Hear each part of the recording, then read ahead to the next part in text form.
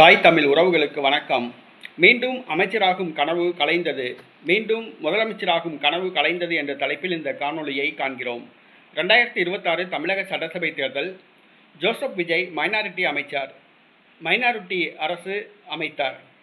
திமுக தோழமை கட்சிகளுடன் ஆதரவுடன் ஆட்சி நடத்தி கொண்டிருக்கிறார். இந்த சூழ்நிலையில் காவிரி பிரச்சனையில் விஜய்க்கு எதிராக தமிழகத்தில் உள்ள அனைத்து அரசியல் கட்சிகளும் ஒன்று சேர்ந்தன. இந்த வாய்ப்பை பயன்படுத்தி மீண்டும் முதலமைச்சராக பதவியேற்க மு.க. ஸ்டாலின் திட்டம் போட்டார்.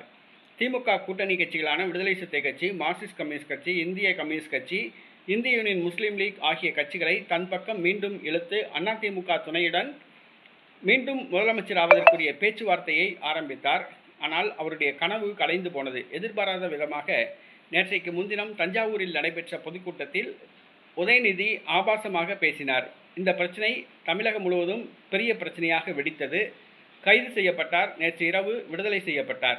உதயநிதி ஆபாசமாக பேசியது திமுகவுக்கு ஒரு கரும்புள்ளியாக அமைந்தது.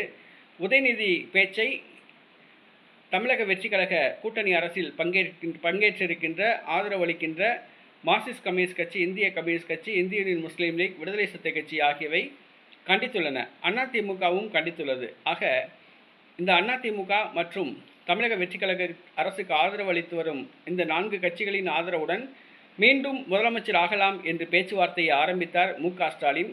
தற்பொழுது உதயநிதி பிரச்சனை மு.க. ஸ்டாலின் முதலமைச்சர் ஆவதற்கு தடைக்கல்லாக அமைந்துள்ளது. உதயநிதி ஸ்டாலின் பேச்சு அதிமுக மற்றும் தவேக தோழமை கட்சிகளுக்கு வெறுப்பை தந்துள்ளன, அதிர்ச்சியை தந்துள்ளன. அவைகள் உதயநிதியின் பேச்சை கண்டிக்கின்றன. தற்பொழுது திமுகவுடன் பேச்சுவார்த்தை நடத்தும் எண்ணத்தை கைவிட்டுள்ளன. தற்பொழுது உதயநிதி பேச்சு திமுகவுக்கு எதிராக திரும்பியுள்ளது. தமிழகம் முழுவதும் திமுகவுக்கு எதிராக பொதுமக்கள் முணுமுணுக்க ஆரம்பித்துள்ளனர். உதயநிதிக்கு எதிராக முணுமுணுக்க ஆரம்பித்துள்ளனர். இந்த சூழ்நிலையில் மு.க. ஸ்டாலின் பக்கம் திமுக பக்கம் செல்வதை தமிழக வெற்றி கழகத்தின் தோழமை கட்சிகளான விடுதலை சிறுத்தை கட்சி, மார்க்சிஸ்ட் கம்யூனிஸ்ட் கட்சி, இந்திய கம்யூனிஸ்ட் கட்சி, இந்திய யூனியன் முஸ்லீம் லீக் மற்றும் அதிமுக ஆகியவை விரும்பவில்லை. ஆக மீண்டும் முதலமைச்சர் ஆகலாம் என்று பேச்சுவார்த்தை ஆரம்பித்த மு.க. ஸ்டாலினுக்கு உதயநிதி பேச்சு ஒரு தடைக்கல்லாக அமைந்துள்ளது. மு.க. ஸ்டாலின் கனவு கலைந்து போனது என்று சொல்லலாம்.